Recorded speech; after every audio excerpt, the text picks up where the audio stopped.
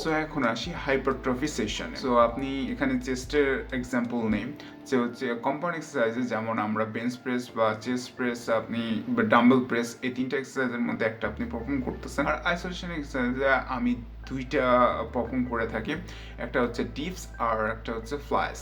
So এই dips আর ফ্লাইসে আমি wait selection কিভাবে করব। সো আমি যদি একটা যে কোনো একটা ওয়েটস, ফর এক্সাম্পল আপনি 15 কেজি নিয়েছেন, তো 15 কেজি দিয়ে আপনি পারফর্ম করার সময় দেখা যাচ্ছে যে আপনি 40 সেকেন্ড পার করে দিচ্ছেন বা 45 সেকেন্ডও পার করে দিচ্ছেন, তার মানে ওয়েটটা অনেক লাইট হয়ে গেছে।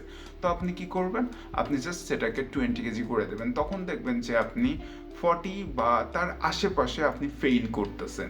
আর আপনার রেফারেন্সও এখানে রাখা লাগবে 12 to 15।